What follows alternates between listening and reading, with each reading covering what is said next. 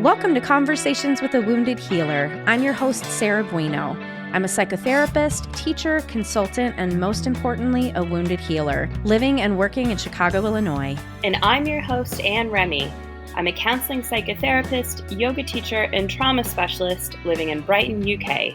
On this show, we interview folks in a variety of healing professions, and we discuss the intersectional journey of healing self while caring for others. But we're not just focused on individual healing, but also healing on the collective level, from white supremacy, late-stage capitalism, and the patriarchy. Thanks for joining us. Hello, Sarah. How are you? I'm a little fuzzy-headed today. As we discussed, perimenopause is a very interesting time in a uterus haver's life. Yeah, it's a thing. It's a thing. It's one of those things that I'm really grateful you, the wider you, not just you specifically, are going through now so that I can learn from it. So when it comes time for me, it's not like, oh, this is a surprise. You know what? Because God bless Gen X for talking about what's happening. And boomers, you suck. Boomer ladies, you failed. You really failed on this one. If you're listening, don't fail. Go tell someone now all about your experience. Go tell someone about perimenopause and menopause. Mm-hmm. Yeah, that is your PSA for today. That's actually a really great PSA. Right. And I feel like go tell people about puberty as well. Yeah. Well, yes. And I also think kids don't have the same lens with which to understand the totality of it. Sure. But yes, definitely. Like normalize. Like yes. There's so much shit that I know now that I'm like, oh, if I would have known that in puberty, I probably would have felt so much less uncomfortable about my whole being. Speaking of supporting other people, if you would like to support us in this podcast, that was so good. You can do that in many ways. One of them would be to just share the podcast with a friend. You can rate and review by going to ratethispodcast.com/woundedhealer. You can also go to Patreon and donate as little as $1 a month to give us a little cash, because this shit ain't cheap. Not cheap. Yeah. And thank you if you do that. Yes, thank you very much. What'd you think of Whitney? I loved Whitney. I loved Whitney very much. And I was so glad that very quickly in the conversation, you acknowledged how much we therapists cringe at the word coach. Yes. It helped me think. I'm going to open my phone because I actually took these notes down while I was listening to this, because I was like trying to figure out like, why is it that coaches bother me so much? So my bias against coaches are based on two assumptions. I think that they are generally either people who wanted to be therapists but don't want to go through the whole degree program, or two, they are people who, instead of encouraging people to work on their trauma, try to push people past it. Ooh. Those are my assumptions. And so, you know, just like you, when I heard Whitney talk, I was like, if every coach were like you, I would be a big old yes. And as I heard Whitney talk, I was also like, but that's what I do. So I still don't understand the difference between coaching and therapy. So that's why I'm going to want to talk to Whitney myself, because I still need help figuring that out. Well, and Whitney, as you'll hear in this episode, is a good friend of mine. And it's interesting because she'll send me messages every once in a while and say, like, I'm really struggling with this thing. And I'm like, this is also like a therapy thing. Like, what you're doing is therapy. And I think that just from hearing from her, there seems to be a line somewhere around the agenda as far as like what the plan is to get out of this. Like, she's not going in this to heal someone's trauma. She's going in this to go, we see your trauma, and that's going to cause this kind of reaction, which is going to make you not a great leader, or which is stopping you from being a great leader, or is a barrier to being a great leader, or something in this realm, which along the way, and kind of looking at that, will probably do some healing for the person. And she can tell me if we're wrong, but it seems like the sort of goal is a bit different. And there is a lot of overlap. And when you were talking about your bias against coaches, it's interesting because mine is very different. And this is just kind of what I see in my sort of spheres. Mm. That for a lot of people, they decide, like, kind of lackadaisically, I'll be a coach, Mm. as if it's something so easy to do. Mm-hmm. And then they go into some kind of coaching program that, as Whitney kind of says, some of them don't ask you to do the work. And so they then end up kind of doing what your kind of assumptions were, is like just pushing people through things rather Mm-hmm. than kind of sitting with them and sitting with what's going on. I think the thing that I really struggle with some of the coaches that I've met is, A, you haven't done your own work at all, and B, you're in a really powerful position and it's a role you entered in with not a lot of concern or gravity around that. And you're just kind of marketing yourself as a coach in what sometimes is a dangerous way. Like, there have been people that I've met that I'm like, you should not be in this role. And maybe that sounds shitty of me to say, No, I get but it. as someone else who's kind of also in this space, I'm like, this is not a safe pair of hands. And that's one of the things that I love about Whitney and this conversation, and just hearing her speak about her work in general, is she does challenge that bias and reminds me that, like, nothing is all good and nothing is all bad. Mm-hmm. Like, and I mentioned in the episode, it does give me a lot of hope for the people who want to hire her. Yeah. Yeah. Well, what you just said, I also have the same fear about therapists right now, too. Mm, Right. My vantage point, seeing a lot of new therapists come into the field and sort of have this entitlement because they've gone through the degree program that, like, they have a right to do this work. I think you better be humble about your role is to help. mm, You are not, you're not the boss. And to also be able to hold the power that you have power over a person, and you need to humble yourself. But I'm yeah, seeing a lot of people have this expectation of what they deserve just because they got this degree. And I'm like, you got it all wrong. You better turn that inside out, because that is not a helpful stance. I agree with this. And I see this. I've had some interesting conversations with people in the UK recently about, so the UK is introducing or attempting to introduce more regulation Mm-hmm. around who can say what. Because right now, someone who's done a 3-month training as a therapist can call themselves the same thing as me, advertise the same way as me, and charge the same as me. And that's not to say, like, I've actually met people who've done, really short trainings that I'm like, actually, you're very good at this. And so it's not to say that the more education you have, the better you are. But I got into a bit of an argument with someone over this who felt very entitled after a really short training and not having to have regular supervision, and having had only 150 client hours, feeling really entitled. And I was like, I think that's a problem. Mm-hmm. Like, I don't think that you should be able to advertise yourself the same way that I do. Yep. Not because I think I'm better, but because I think clients have a right to know who they're working with, and what the sort of qualifications Mm-hmm. and the type of work that they've done. And I always tell people, when they ask me, what do I ask when I'm looking for a therapist? I say, you ask them if they've been to therapy. Yep. And if they continue to go. Yes. And you make sure they have regular supervision, because Yep. not everybody does that, even though it's part of the requirement. So, yeah, I could bang on about this all I day, know. actually. Yeah. And I know you could too. But I want to make sure that we are leaving space for the conversation. And Mm-hmm. I'm going to say happy birthday, Whitney Capps, because, yeah, we're releasing this on or around her birthday. Amazing. Yeah. So, first of all, happy birthday, Whitney Capps. Second of all, Whitney Capps is on a mission for transformation. Learning is best when it's experiential, community based, personal, and fun. She has been facilitating, training, coaching, hosting development programming for humans for over 10 years. Currently, Whitney is sharing her gifts and sharpening her practice with emerging leaders and teams via her own LLC Rootworks, and with a number of other coaching and development organizations. So, without any more banging on, which is a British phrase, please enjoy this conversation with Whitney Capps. When you think about the disenfranchised, marginalized, or often harmed populations in the context of therapy, who do you think of? For whom do you create specialized spaces? One of the identities often missed from therapists' radar are sex workers.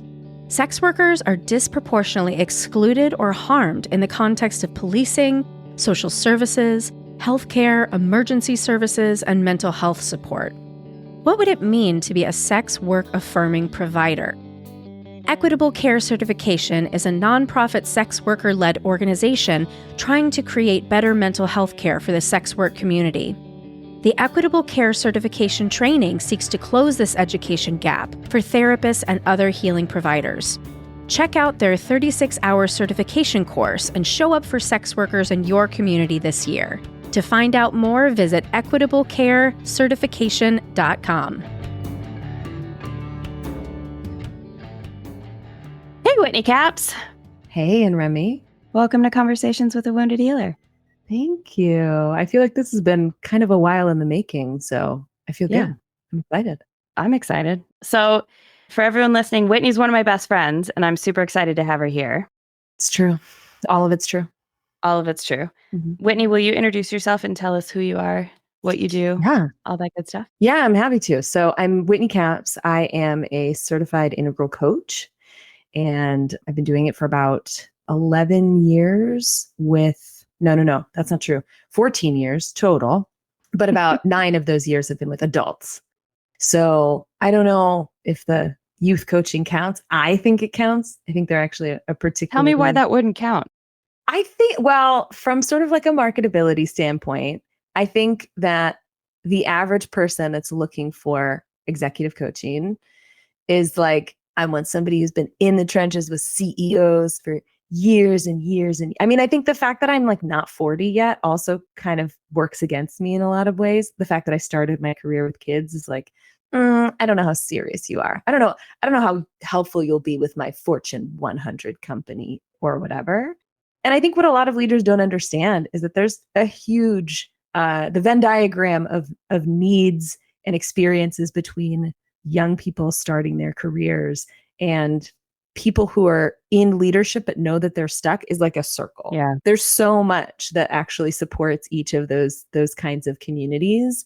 And you know, the way I think about it is these kids that I was working with, I was originally started working with young people who were in high school but college bound. Mm-hmm. And so they knew that they wanted to go to college, but there were some kinds of barriers that were, or obstacles, I guess I should say, that were sort of in their way, right? Maybe they were the first in their family to go to school. Maybe they anticipated not having a lot of funding or support from family, those kinds of things. And so they applied to be in this program. This was a 3-year program.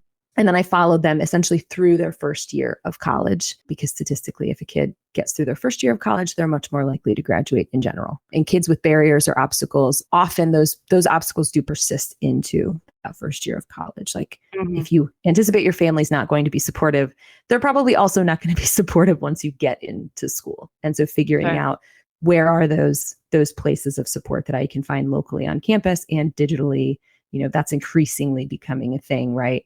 But anyway, I say all that to say that space of really helping someone else figure out how to make something happen for themselves is exactly what I do with these leaders. You know, if there's a CEO that's wanting to work with me because they recognize that they are the barrier to their people's performance or their ultimate business goals or whatever it is that they're trying to do.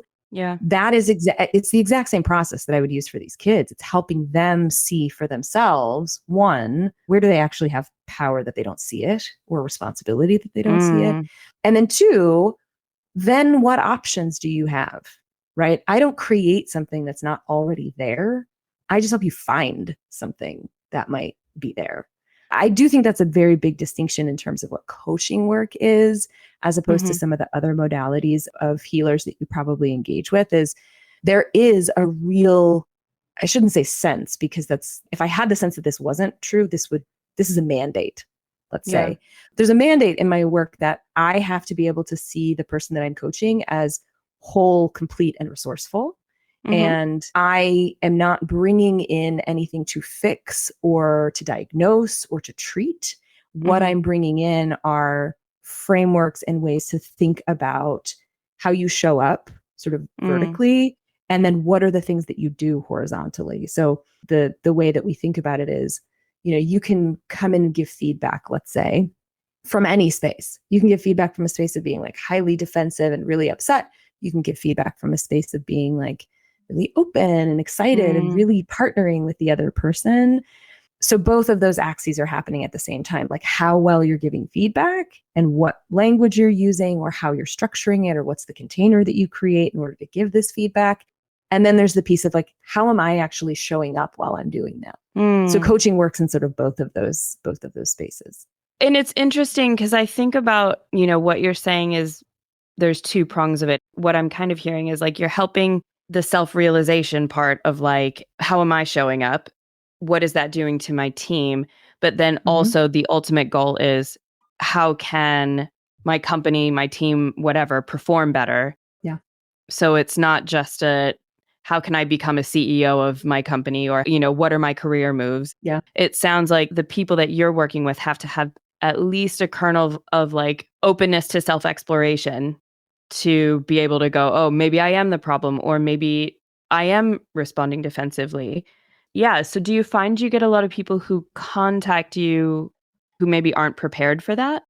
I don't know that they're not prepared. I think there's always that piece of like, you don't know what you don't know. Somebody who's never gone through a coaching journey might not anticipate the amount of work that's required, let's say.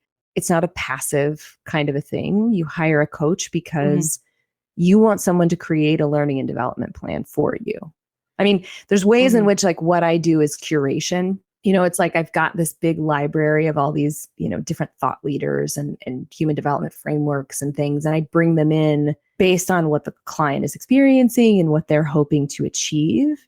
And we talk about that, early on in intake. There's like a process to get a sense of what this person's goals are or what their shifts are, right? I think about my work often in terms of like turning up a dial as opposed to like a light switch where you either have something or you don't, but it's more like you already have something, but how do we just turn up the dial on that capacity? Or how do we turn down the dial on these other things? But anyway, we get that sense early on. But I think that there are still people who, even in that intake call, are like, okay, cool. So you're going to do all this for me. You're going to create this. And it's like, well, I'm going to create the container for it. Whether or not you do the work, whether or not you're open to seeing some of the things. I mean, I offer observations, but ultimately my client is the expert on themselves. So a big part of coaching is allowing that person. I mean, I may be in a session with the client, hearing them talk about something that I've heard them talk about over and over and over again and not seeing a lot of progress. And I may offer that as an observation. And then they may go, no, I've made tons of progress about it. And here's how. And I have to be like, okay, that's true. That is now the reality that I'm living with, is that this person sees growth in themselves and I don't. But again, that space of being able to offer the observation, but not being attached to what happens to it is a real fundamental piece of coaching. And so it does, maybe some people are coming in feeling like they are attached to how it's supposed to be or what it's supposed to look like. But I think for the most part, people that want to go on a coaching journey are people who see themselves as somehow stuck or they have a desire for more freedom and flexibility in their work or even in their personal lives. And I don't do life coaching. The coaching that I do is very specific to work and leadership. But that being said, you can feel stuck in any one place of your life. But if what you recognize is I am the thing that's getting in my own way, that right there is a person who is already pretty self-aware, because there are a ton of people who see their circumstances and their stuckness and say, that's everyone else's fault but mine. So the kind of client that's drawn to coaching in general, I think is one that's kind of already onto themselves and already, to your point, like really recognizing probably going to need someone else to help me get through this. So one of the reasons that I wanted to have you on, I mean, I think you're amazing, obviously, but also to kind of acknowledge this, or maybe to hear more about your experience of coaching, your experience as a coach, because I have really complicated feelings towards coaching. And every time I hear you talk about your work, I'm always like, if all coaching was like that, then I would be like, I would not have any complicated feelings towards it. But I think I encounter a lot of, I don't know, and maybe you can speak to this. I don't know if you see this at all, but like I encounter a lot of people who, I don't know if it's like they're doing just not great trainings, or they haven't done a lot of work themselves, or it seems like that's a career pivot for them that'll be like an easy transition. Do you know what I'm trying to like get at here at all? Yeah, that anybody can call themselves a coach. Yeah. Like literally, there's no licensure that's required. There is no training that's required to throw up a Squarespace website and an Instagram account and to call yourself a coach. And that is, I think, a bit of a challenge with our industry. And I do think post-pandemic, like a lot of people who had to make pivots, made pivots into the sort of coaching and consulting world in a place where they probably already had expertise. But having expertise in something is very different than having a sort of coaching modality that you create around it, right? It's the difference between being the expert or being the teacher. Yeah. There are some people that are really, really naturally gifted at the teaching part, but I do think I think successful coaching does require some sort of a backbone in theory or in the practice of it, right? Like if you go to coaching school, sure, a big part of it is human development theory. And then a huge part of that is actual practicum, like having practice clients come in. And I would say it's probably similar. I don't think it's as robust as what you've gone through, of course, because my coach training was a year, but it was like a year and a half if you count like a lot of the prep stuff and the foundation work that you have to do. And I actually took, for anybody thinking about doing coaching, I highly recommend going to coaching school. Like I don't know how you could do it without learning. Well, I think because coaching is often something that we naturally do anyway. Like we can give people advice and not be attached to how they take it. And again, coaching is not advising. There are places in my work where somebody will literally just say, hey, can you just tell me, can you script something for me? Or can you tell me how I should think about this? Or what would you do if you were in my position? And I always stop them to say, time out. Why are you asking for me to create this for you? And it's not that I'm not willing. I actually think sometimes scripting things for clients is really helpful because it's training wheels until they find their own voice to do something. So when they hear me say it, they can say, oh my God, that's so great. That's so easy. How could you just say this really difficult thing? Yeah. Just off the cuff like that. And I always have to remind them it's because it's not my issue. It's your issue. When I'm experiencing the same issue that you're experiencing, I stumble over my words. I have trouble finding what's the right thing to say. And that's very normal because it's how human beings are relating to their circumstances. When we get stressed or flustered, we feel defensive, the part of our brain that's meant for language and problem solving and connectivity is not functioning at its highest. It's just not. Yeah. So when you're experiencing drama and you come to someone like me to say, hey, how am I supposed to say this to my partner, to my boss, to this person that I really care about in this relationship that matters to me? I'm not triggered the same way someone else is triggered. So it is actually really easy for me to script something for someone else. But anyway, oh my God, what was the question? I just went down a huge rabbit hole. We were just talking. You were recommending people go to coaching school, and you said that you think coaching needs a backbone. But before you want to jump back into that, I actually want to say, because what you just said, there's so much overlap in what you do and I do in a lot of things. But I think this is one of them where when you're not viewing yourself as the expert in someone else's situation and you are detached from it, there is this ability to be able to have this kind of like, yep, I don't care what the outcome is, or it is easier for me to say that because I'm removed from the situation. You're too close to it. Of course you can't see it like that. And I hear so much compassion for the other in that, while having compassion for yourself, knowing like, if I was in your situation, I would be tripping over my words and I wouldn't know what to do as well. And I think it's important for our clients to hear us say that because the last thing I want any of my clients thinking is like, you walk out of here and you're calm and peaceful and you can handle any situation. And I tell my clients all the time, like, my mom has had me call her crying from an airport because I don't know what time it is and I'm tired and or like all of my friends, probably including you, have gotten a text message where I'm just like, I'm freaking out right now. What do I do about this? Right? Like, we're just normal people. Right. We're just not emotionally involved in the situation that you are currently involved in. Right. So we're able to be a bit more removed from it. And so I'm really glad that you said it the way you did, because I think that's so important. Yeah, that's good to know that that's some overlap too. I mean, it makes sense, right? Because I mean, just from a self-care standpoint, it would be very difficult if we walked around carrying the burdens of our clients at all times. Like, our ability to detach is helpful for the practice of what we do, right? Because it keeps the responsibility and the onus on the party, the client. But also for us, like, if I was just carrying around all the different things that my clients were experiencing through every week, I'm not actually sure how I would be able to function and get through my day, or the things that I need to do, or prioritize the things that matter to me. So, and I get that, like, healing professions are often ones that attract people who are naturally empathetic, or who are naturally people, or, who really want to be a source of support and peace to other people. And that often comes at the expense of their own peace. And so I think this is probably true in the mental health space, but like, I have my own coach, somebody that I can go to continue to work on my shifts and things. Yeah. You have to. I mean, like, it's not a requirement to have a therapist, but like, it's the best. I mean, and it's also really important to, just to continue doing that work so you are supported, and, burnout's super real. When you mentioned that earlier, when you were saying, like, one of the things that you find that kind of give you the ick about coaches is that there's this concern that you have that they might not be doing their own work, which I think is also true in a lot of spaces.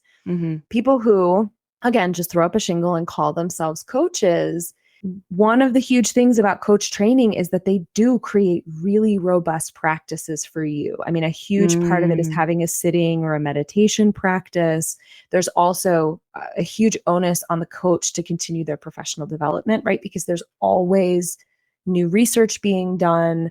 And even if it's not the research, which is like, maybe like very big, thick, heavy books like Ken Wilber, and, Ken Wilber's like, what is it? A Brief History of Everything was something I had to read in coaching school. And it's a brick. It is a huge, huge piece of literature. But even if it's not that, if it's like short, very easily accessible things, like Brene Brown is also a great source of some of the coaching work that we do. So you can kind of run the gamut between these like really dry academic texts, and then in the other end, this sort of like airport pop psychology stuff. Like, there's good stuff throughout that entire spectrum. And what they want you to do in the coaching world is make sure that you're constantly consuming that kind of stuff, whether you're going to use it with a client or assign it to a client or not.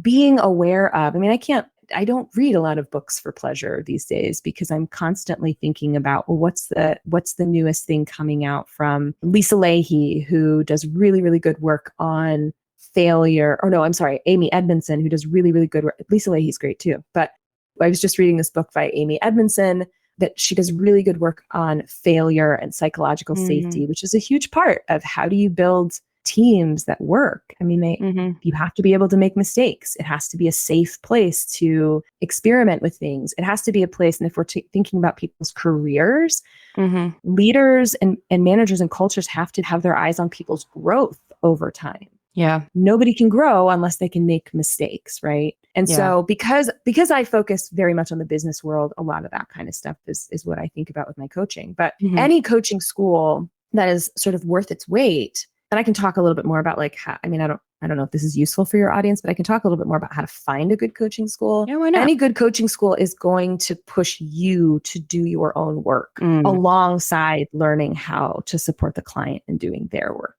You can't be monitoring is probably a bad word because it feels very like big brothery, but you have to be aware of your own process at the same time. You have to be aware of why some clients are harder for you than others. And you have to be in conversation and practice with yourself around like, why is it hard for me to work with this kind of person? Or one of the things I really worked on in coaching school, which I think is probably pretty common, is this feeling of having to be useful at all times. And so it's like, oh no, if a client comes and they don't have a breakthrough in every single or part of the engagement, then that means I'm failing as a coach. Or if I walk away and there's no big aha that I can point to for the client to say, see, I was useful, I was valuable, And I mean, it comes because like somebody's giving you money to sit and talk with you. Yeah. And so there is this feeling that it has to be useful. And that's a real barrier to actually being able to meet the client where they are. If I'm so concerned about how I'm showing up, if I'm so concerned about what they think of me, that I can't actually be this sort of like open clearing space, or I can't really share something and be unattached to how the client receives it. I have to be willing for a client to be like, that's so not useful for me. Give me something else. And not make that mean something about me. It will not surprise you to find out that this was my exact same hurdle Leos. in therapy school. That's right. That's right. Everybody That's has to love us. They have to love us. And if they don't, there's something it's wrong their with fault us. if they don't. Okay, I was going the other way. But yeah, that too. Yeah. So I actually had a teacher who, one of my teachers was like, you just need to fuck it up so bad with one of your clients. Be terrible. And I, like, the idea of that just made my skin crawl. And then it happened. And then it was fine afterwards. And it actually wound up being one of our best, like most useful sessions was the one where I fucked up. And this idea of like what actually is useful, you know, like there's stuff that my therapist said to me years ago that's only now useful, like in the sort of productive sense of the word, or that didn't land for me then and lands for me now. Or like, you know, one of the things that we have to do as therapists is like accept that if we have clients who ghost us or who don't come back, like we don't chase after them for a story to be like, what happened? Like, what did I do? Right. You know, sometimes you just have to be okay with like, maybe they just needed to leave for whatever reason. And that's their business. And that's none of my business. And for them, that's what they needed in that moment. And my job is be that. Like, and really letting go of a lot of the ego around it. And I had a professor in undergrad who was a psychology teacher say to me, he worked at a like children's services place, and like one of the kids was just really not doing very well. And one of the people working there was like taking it really personally, like, oh, I failed him, like this is my fault. And my teacher told her, you cannot take credit for their failings because you can't take credit for their successes either. Yeah. And if you're going to take credit for one, you have to take credit for both. And she was like, because she was really willing to take credit for like, I messed something up, the kid's not doing well, this is my fault. But he said, if the kid was doing really well, would you say that was because of you? And she was like, well, absolutely not. And he said, then you have to let that go too. Yeah.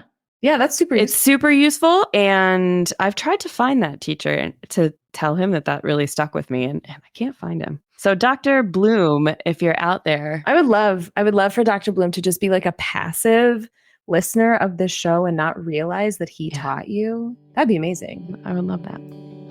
Are you a therapist stepping into a leadership role for the first time?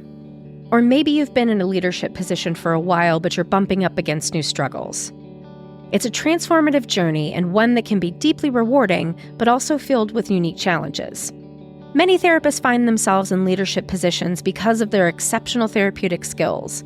Yet leading, supervising, or managing others requires a whole new set of competencies not typically covered in graduate school. Our Authentic Leaders group is here to help you become the authentic and wholehearted leader you aspire to be. We believe that the journey is best undertaken with the guidance of experienced mentors alongside fellow learners. The next cohort of Authentic Leaders will run November 2024 through June 2025, meeting once monthly on Fridays for 90 minutes. We'll also have some additional opportunities for connection and support along the way. Join me in this journey of self-discovery and leadership mastery, where you'll enhance your leadership skills and forge meaningful connections with fellow therapists committed to their own growth and the betterment of the therapy field. www.headheartbiztherapy.com/authentic-leaders-group.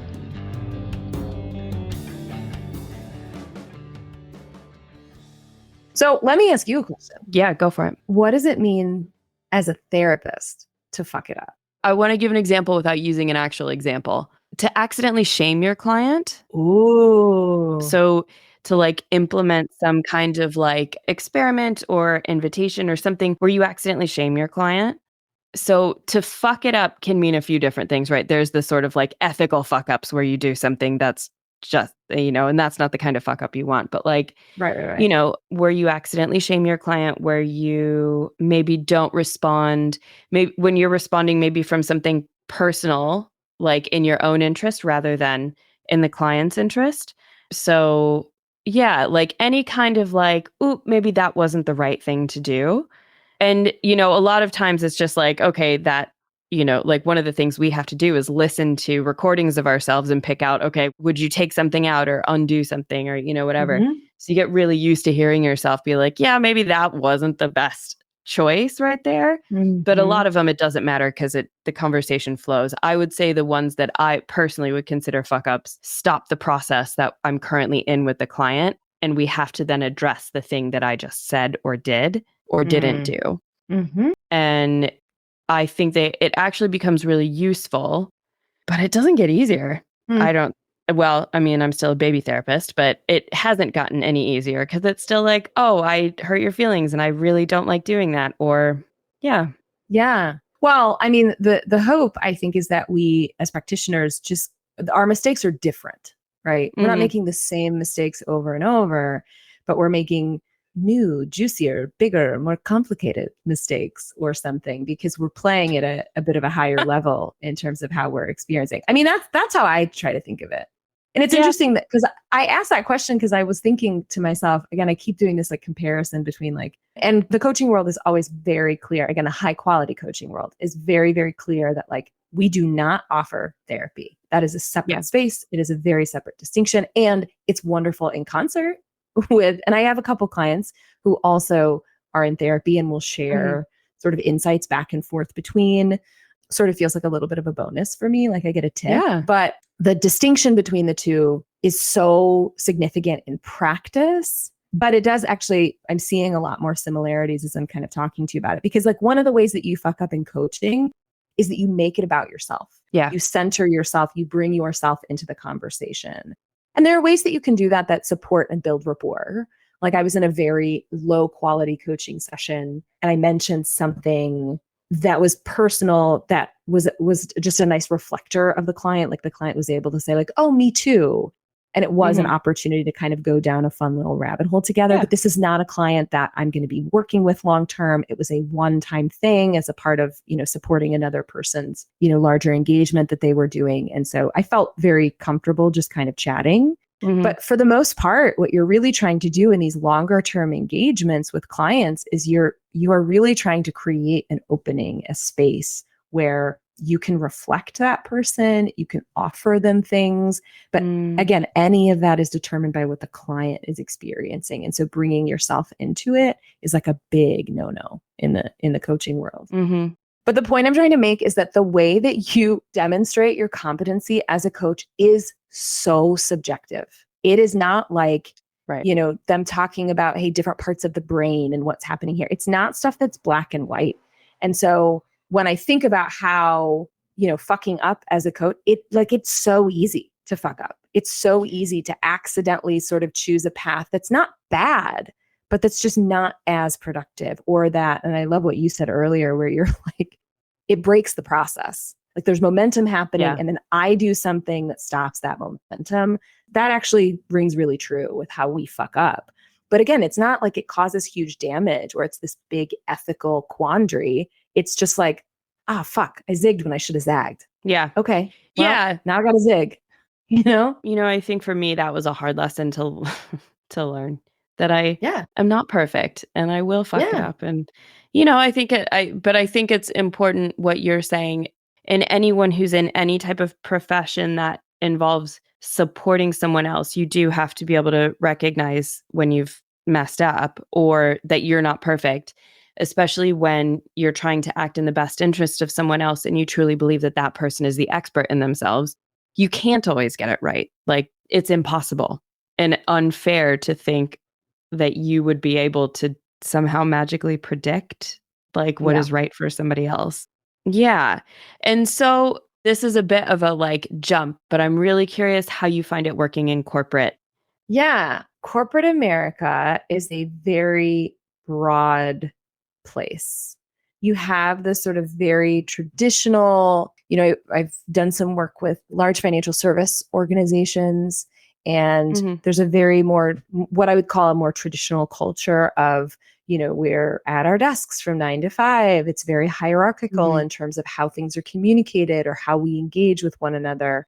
And there are still plenty of places in corporate America where that sort of very traditional worldview is thriving, and people enjoy it. I shouldn't say it. I feel like I'm saying it from a place of like, this is old news. It's old news for a lot of people because it doesn't work for a lot of people, but no workplace works for a lot of people, or no cultural norm works for a lot of people. It's like, there's a bunch of different cultural norms and a bunch of different work cultures that work for a lot of different kinds of people. So the places that I tend to work are generally not that. And I don't know that there's any particular reason for that when you're working in a corporate space. And I think when you're working in any space, your business development is based on what you really care about, like the kind of work that you really want to be doing, and trying to find spaces where you can tell those stories, and then you see who bites. And I think the people who bite at the work that I do just aren't that, for whatever reason. Well, I can't imagine, because I would consider that as somewhat, while recognizing that it does work for some people, the structure that exists, especially that hierarchical structure, I would imagine tends to be populated by a lot of older white men who have kind of done things in their career the way that they've done them in their career for the entirety of their career. And they're probably not interested in changing. That's conjecture, right? That would be a broad guess. So it doesn't necessarily surprise me when you say those aren't the people who are coming after you. That sounded so sinister. No, that's a good point. That's a good point. I'm actually like going through the sort of demographics of my clients right now. And not a lot of older white men.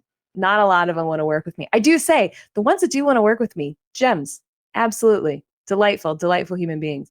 Yeah, I think that's true, because they are the folks who have traditionally benefited from those kinds of systems, that there's this automatic idea that like, oh, well, because it works for me, this works for everybody. And I just think that more and more people are saying, well, I don't buy that. I think that more and more people are also getting enough autonomy and power in their work to say, well, I'm just going to create a system that works better, or I'm going to create a culture that actually is a fit for people like me, or people who care about the same kinds of things that I care about. And those tend to be, my clients, people who are actually interested in being really thoughtful about the work culture that they're contributing to, no matter what level, right? And we contribute to our work culture. Everybody who's a part of that culture contributes. The sort of power and position that people have probably dictates how much they contribute. Most of the people that I work with are people who are thinking really actively about, well, how do I create a work culture that gets me to the performance that I really care about? And, there's did you watch Mad Men? Oh, yeah. That's been one I've rewatched a couple of times, actually. Oh, really? Okay. I actually had this feeling that one didn't age very well, but maybe it did. I think it aged well because it was like painting a very specific picture of a really fucked up thing.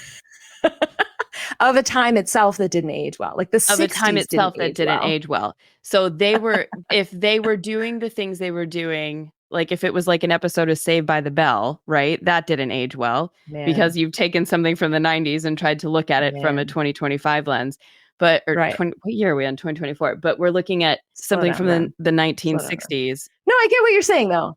Yeah, I get what you're saying. It's like we are looking at this critically from the future, where of course we've been able to get more progressive. I use Mad Men as an example because there's a clip that I use sometimes when I'm working with leaders where they'll look at it and be like, oh yeah, okay. Peggy comes up to Don Draper and she's, I think, just started doing some of the creative work for him, or maybe she like got promoted and like that's all she's doing now. And she said something to him like, I feel like I do really good work for you, and I feel like you never tell me that my work is good. Yeah. And Don goes, that's what the money is for. And there is this sense that leaders have that's like, I'm putting money in your pocket. What else do you want me to do? Yeah. And I mean, what we just know is that, from what the research will tell us is that there's only so much that money will make a difference for an employee in terms of their level of commitment, their level of performance. And so if that's what you're relying on, you're leaving so much on the table. So the kinds of leaders that I want to work with, most of them already know this, and they are looking for support and trying to figure out kind of like, how do I create that culture? And then not just how do I create it, but how do I actively sustain it through my presence, through my actions, through the kinds of conversations that I have with people, the structure that I put around the business that I'm building. Often I'm working with a client right now where one of the main things that I'm helping to put into place is just structure. Where are times that we're having team meetings? What are these meetings for?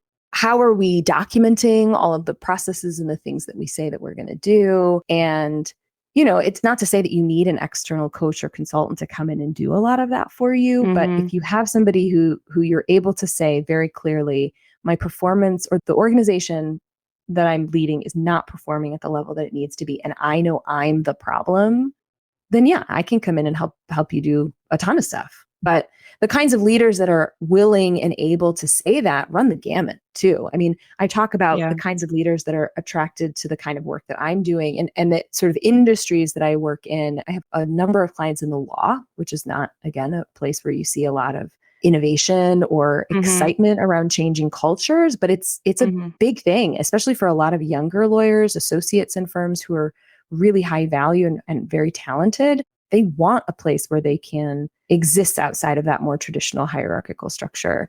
So I work with clients in the law. I work with a lot of early stage companies and VCs. So, that's a very non-traditional kind of culture, and every VC kind of has its own different culture. The sort of startup world is full of different kind of incubator and accelerator programs. And so there's a lot to navigate with that. And I do a lot of work with nonprofits, I think in part because the start of my career was in nonprofit. There's just a general sense that I have, and I can understand the industry, again, regardless of what the clientele is or how the nonprofit is engaging in the world. I should say that, whatever the nonprofit's goals are.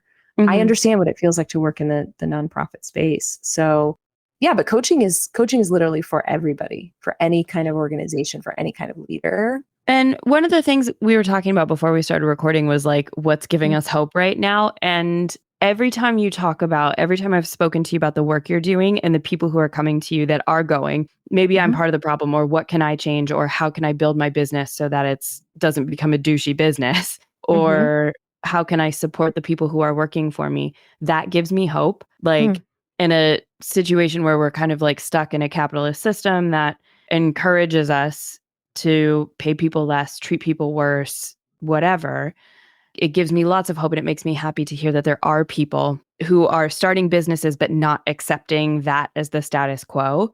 Or if I'm gonna have a business, I have to be like Don Draper.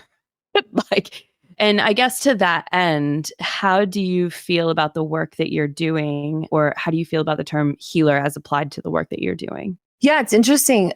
Coaching again assumes that people are whole, complete, and resourceful. And so the idea of somebody coming to a coaching space because they're seeking healing, it did give me pause when thinking about that and sort of prepping for the conversation with you today. But, we're all engaged in patterns of behavior, ways of thinking, mindsets that we have about ourselves and the world as a result of all of the sum total of things that we've experienced. And some of those things are traumatic. And we have done a very good job, and human beings are very, very good at learning to create ways to move through trauma that aren't maybe the most useful or resourceful, but they get us through.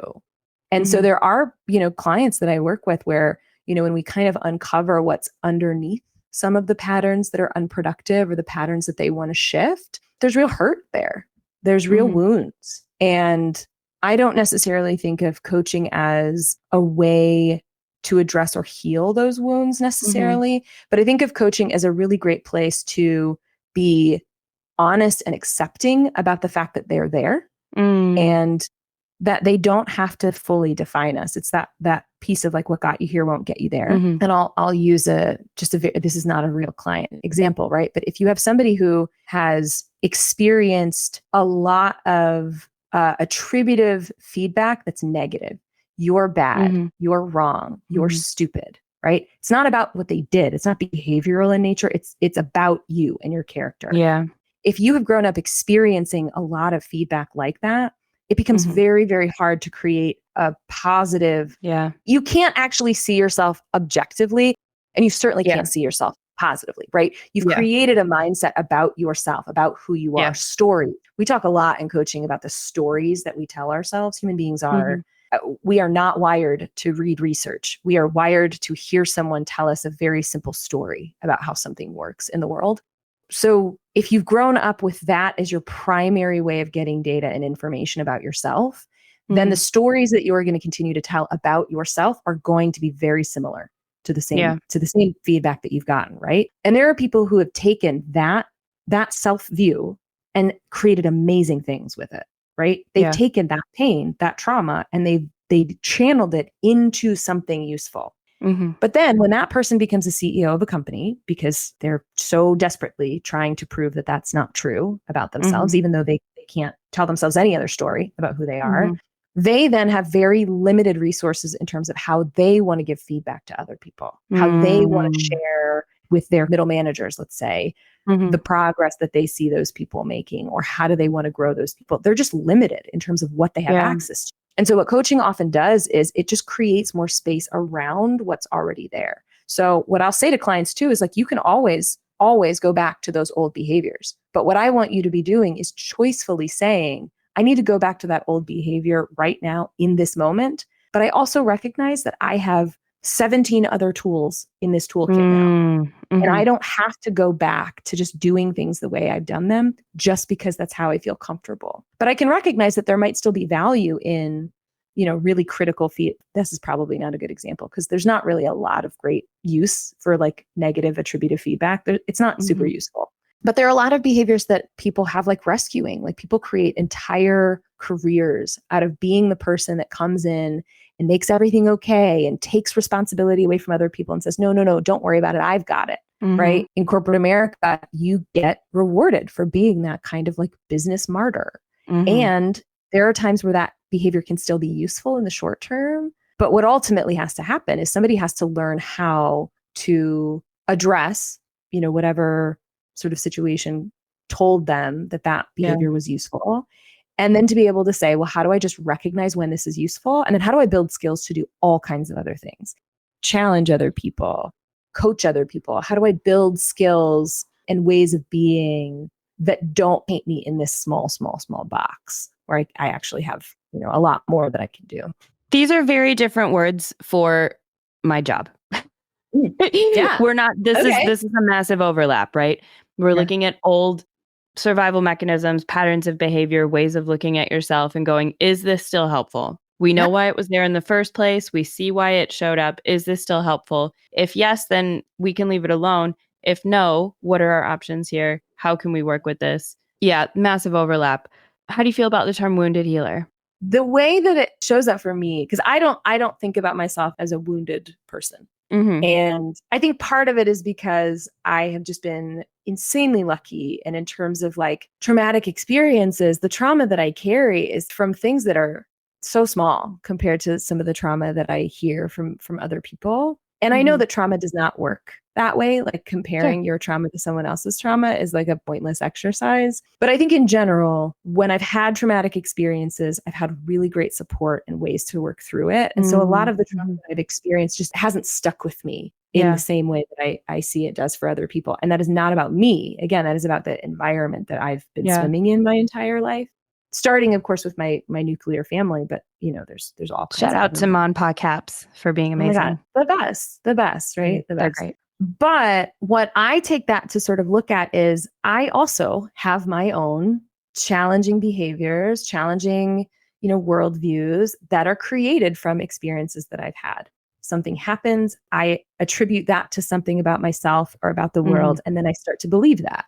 And I think what coaching work does, and you mentioned this a little bit earlier, like we have to be doing our own work. I think the fact that I'm doing this work with other people actually helps me be more cognizant of my own patterns and how I want to deal with those patterns. And I can see it a lot in my relationships with other people. I don't really see it when I'm working as an individual, but when I see how I relate to other people, and I can look back and be like, wow, 10 years from now, I would not have experienced that conversation in that way. And then I would not have taken that very different path. But I think it helps me take a longer view of things. It helps me, being a healer in coaching as a modality, when I think about my own wounds, what I'm constantly thinking about is how am I continuing to address my own development as a person? How am I to address, and again, whether I call them wounds or not, how am I still thinking of myself as in progress? Sure. And how am I continuing to address those parts of myself that I want to deepen, that I want to shift? I mean, one of the major things that you will get, again, going back to coaching school, one of the main things that you will get in terms of theory is different ways of thinking about how human beings develop over time and what are our major concerns when we're in these different stages of development. And most human beings actually don't do much to push themselves to deeper stages of development. Yeah. And what coaching work and having to be a practicing coach and having to do my own work, what that does for me is continues to push my development. And that does address the wounds that I have. But I think it's beyond that even for me. I think it's that what I want for myself is a deeper ability to be with the gray, right? The both and of the very, very complex stories that we actually have to tell about life, right? Human beings want so much to grab onto these very simple stories. I want to deepen my capacity to be with the gray and be with the complex. I think it's also deepening my ability to respond over react, right? The ability that I have to hear something, to be triggered by something, and then to be compassionate with myself, to recognize where that might come from, and then to not lash out. You know, early in my development, I mean, I still do this from time to time, but like one of the things that I remember from being really young is my parents saying like, you need to be more thoughtful about the way that you say things because you can just like really cut people to shreds with your words. And again, I still do this, right? From time to time. This tracks. This is who I am. But essentially what I'm noticing for myself as I'm getting older is how I know that I have capacity to do that. And then I use that capacity very, very sparingly. I find myself again, broadening the toolkit of ways that I can respond to other people when I'm upset, when I'm frustrated, when I feel like they're doing something stupid. Does everybody need to know that I think they're doing something stupid? I don't know. No, we're still on this journey later and it's fine. But that's, like as just kind of as like a closing thought, as your friend, that's something I've seen develop in you over the years, moving from a more reactive to a more responsive place. And I think that's something that both of us have been working on, which is probably why we're friends in the first place. Tell me why we're friends. Yeah. And again, it's like friends. Probably why we stay friends. No, I love that because we're working on ourselves for sure. And again, there is this piece too of like, do I even need to respond to something, which is not a thing I would have thought 10 years ago. Yeah. Which is like, again, if someone's doing something that's dumb, I need to tell them that it's dumb. Like, do I? Yeah. I don't know. Yeah, I know. That one's a What do you mean everybody doesn't need to hear our opinions on things? What do you mean? I could just keep that to myself? Keep this gem in here? Oh, when I could say it out loud? It's so hard. It's a tough life we live. I know. Well, I could obviously talk to you for hours and will continue talking to you for hours, but not on this podcast. No. But thank you for coming on. Tell folks where they can find you, how they can work with you if they want to. Really, the best place to hit me up right now is LinkedIn, which is so nerdy, but you can find me, Whitney Capps. Last name is Capps. But you can find me on LinkedIn. If you Google me, a fundamentalist Christian blogger will come up. I'm not that lady. I don't know that she's fundamentalist. Let me not say. She's definitely Christian. And we know there's lots of different flavors of Christianity, but I am not her. Instead, you're going to look for the sort of olive toned person with curly hair. That's me. You're going to look for someone who kind of looks like Bruno Mars. Bruno Mars. Yes, absolutely. Not this. I'm taller than him, though. We've established that I'm taller than him. But yes, hit me up on LinkedIn for sure. I'm actually getting really good at checking my LinkedIn messages. And I'm very, very happy to talk through like what it is that I do. I was working for a firm for quite some time, and I actually still work for them. So you can check them out, clearspace.net. It's a Chicago-based boutique firm. So we work with individual leaders and teams. And then I also started my own thing. My new thing is called Rootworks. And so I'm taking new clients in both spaces. There's a slight distinction between the two. And I'm happy to talk through with people like what umbrella of coaching would make sense for them. And I'm also happy to introduce you to a network of different coaches. I mean, coaching, just like therapy, you do have to like have a good vibe. Yeah. Over the course of an engagement, you may talk to me for 25, 30 hours. Like, you have to want to talk to me. And so if I'm not the right person, I can actually introduce people to a really great cadre of really, really amazing and lots of different kinds of demographics. Good word. Cadre? Yeah, it's good. Yeah. Thanks, Whitney. Thank you, Rems. This is fun. This is fun. I love talking to you about your work. I love that you're creating a space for people to be not just like saying, hey, go to therapy, hey, get coaching or whatever, but really unpacking like, what does all of this stuff mean and why do we do it? And, you know, there's so many different things and ways for people to be working on developing themselves. And so I think having a good sense of all the different options, it really demystifies it for people. It makes it easy. It makes it approachable. So I hope that, you know, people are able to listen to this conversation and kind of see like, oh, where could this be of value to me or not? Because that's also completely fine. That's true. All right. You're great. Thanks, friend. Thanks to our guest for an amazing conversation today. To find out more about today's guest, you can visit www.headheartbiztherapy.com/podcast. You can find Sarah at Head Heart Biz Therapy on Facebook and Instagram. And you can find Anne at Spare Room Wellness or spareroomwellness.com. Thanks as always to Andrea Klunder and the Creative Imposter Studios for editing, to Liam O'Donnell for the album art, and to Ben Mueller for our theme music. Until next time, bye-bye.